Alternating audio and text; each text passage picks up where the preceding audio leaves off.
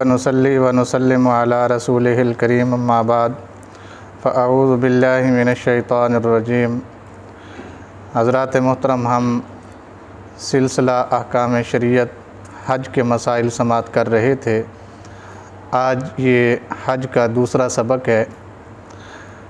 آج کے سبق میں آپ جانیں گے کہ حج کی شرائط کیا ہیں۔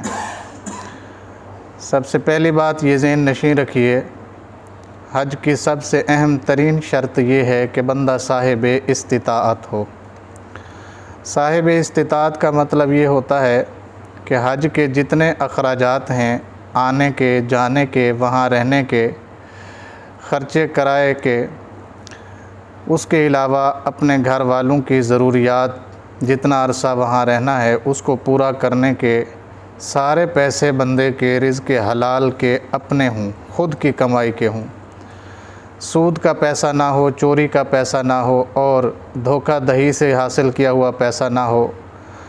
اس کے ساتھ ساتھ یہ بھی ذہن نشین رہے کہ یہ جو صاحب استطاعت ہونا ہے، اس کے بعد جو حج کا فرض ہو جانا ہے، یہ ریاکاری اور دکھلاوے کے لیے بھی نہ ہو۔ اب ہر وہ بندہ جو خود کو صاحب استطاعت سمجھتا ہے، جس پر حج فرض ہو چکا ہے، اس کے لیے پھر آگے 8 شرطیں ہیں۔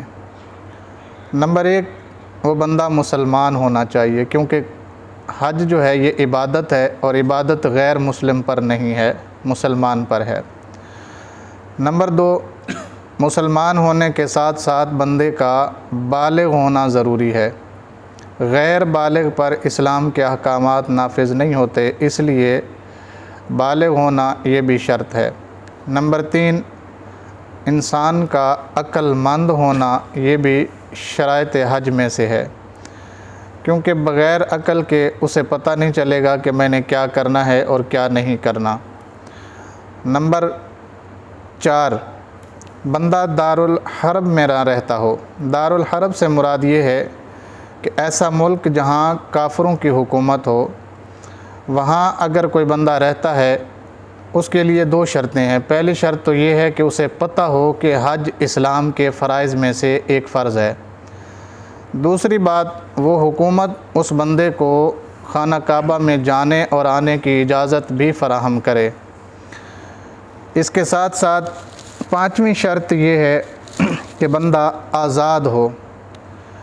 اگرچہ آج کل آزادی اور غلامی کا تصور ختم ہو چکا ہے، لیکن چونکہ یہ مسائل حج میں سے ہے کہ بندہ آزاد ہو، تو لہٰذا یہ بتانا علماء کی ذمہ داری ہے۔ غلام نہ ہو، کیونکہ غلام خود اور اس کا جتنا بھی مال ہوتا ہے وہ سارے کا سارا آقا کی ملکیت ہوتا ہے، اس کا اپنا کچھ بھی نہیں ہوتا۔ نمبر 6 اور سب سے اہم شرط یہ ہے کہ بندہ صحت مند ہو۔ تندرست ہونا یہ بہت ضروری ہے، اس لیے کہ حج کے جتنے بھی احکامات ہیں، وہ مثال کے طور پر آپ طواف خانہ کعبہ لے لیں، یہ پیدل چل کے کرنا ہے۔ سعی لے لیں، یہ بھی پیدل کرنی ہے، صفا اور مروہ کے درمیان جو دوڑ لگانی ہے۔ اگر بندہ صحت مند نہیں ہوگا تو ظاہری بات ہے اسے حج کے ارکان ادا کرنے میں مشکل پیش آئے گی۔ صحت مند ہونے کے لیے کچھ اور شرطیں ہیں۔ نمبر 1، آنکھوں سے اسے نظر آتا ہو۔ نمبر 2، ہاتھ اس کے سلامت ہوں۔ نمبر 3، پاؤں بھی اس کے کٹے ہوئے نہ ہوں۔ اور نمبر 4 یہ ہے کہ نابینا بھی نہ ہو۔ اور نمبر 5 یہ ہے کہ اس کو فالج وغیرہ یا اپاہج وغیرہ جس طرح کا ہوتا ہے وہ بھی کوئی شکایت نہ ہو۔ اس کے ساتھ ساتھ ایک اور شرط بھی ہے صحت مند ہونے کی، وہ یہ ہے کہ بندہ صحت مند ہونے کے ساتھ ساتھ اتنا عمر رسیدہ اور بزرگ نہ ہو جو سواری پر خود سے بیٹھ نہ سکتا ہو۔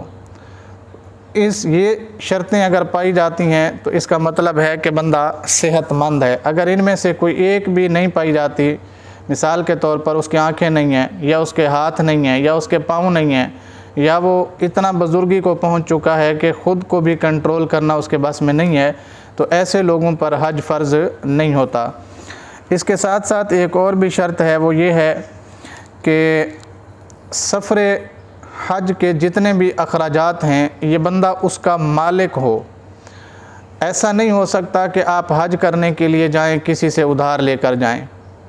ادھار لے کر جانے والے کا حج نہیں ہوگا، کیونکہ اس لیے یہ بندہ صاحب استطاعت نہیں تھا، لہٰذا اس کے اوپر حج فرض نہیں تھا۔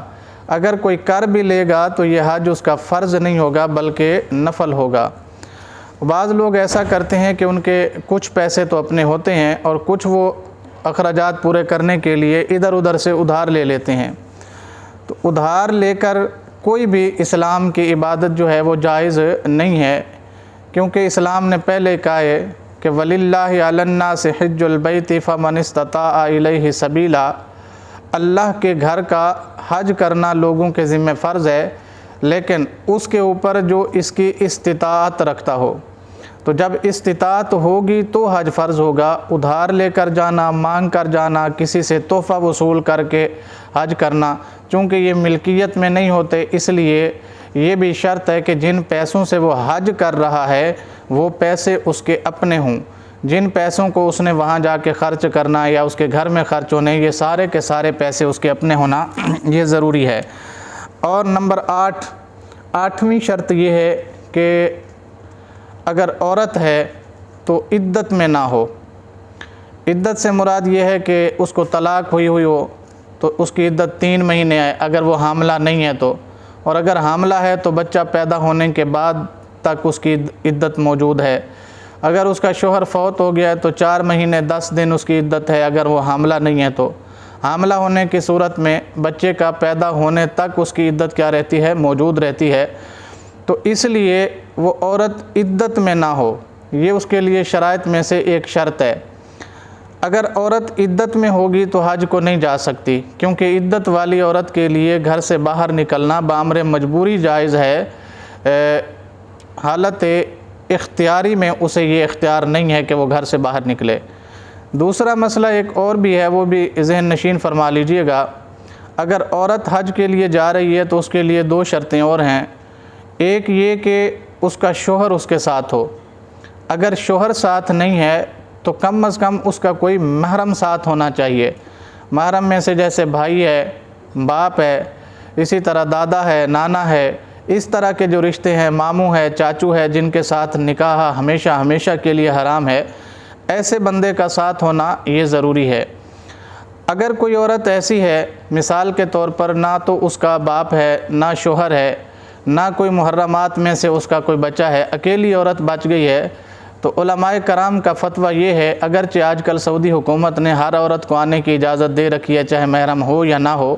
محرم کی شرط سعودی حکومت نے ختم کی ہے، شریعت میں یہ شرط ختم نہیں ہوئی ہے۔ علماء کے نزدیک اب بھی یہی ہے کہ ایسی عورت جو حج کرنا چاہتی ہے، شوہر بھی نہیں ہے اور محرمات میں سے بھی کوئی بندہ اس کے پاس موجود نہیں ہے، تو ایسی عورت کسی سے نکاح کرے۔ ہاں، یہ شرط ضرور لگا سکتی ہے کہ جیسے ہی میں حج کر کے واپس آؤں گی مجھے طلاق ہوگی، یعنی میں اپنے گھر جب پہنچ جاؤں گی تو مجھے کیا ہوگی؟ طلاق ہوگی۔ اس شرط کے ساتھ نکاح کر کے وہ حج کر سکتی ہے۔ اگر یہ نکاح نہیں کرے گی تو اس کا کیا ہوا حج اگرچہ ادا ہو جائے گا، لیکن بغیر محرم کے سفر کرنے کا گناہ اس کے ذمہ واجب رہے گا، اسے توبہ کرنی چاہیے۔ اللہ کریم سے دعا ہے اللہ تعالیٰ مجھے اور آپ سب کو احکام شریعہ سمجھنے اور اس پر عمل کی توفیق عطا فرمائے۔ آمین۔ وآخر دعوانا ان الحمد للہ رب العالمین۔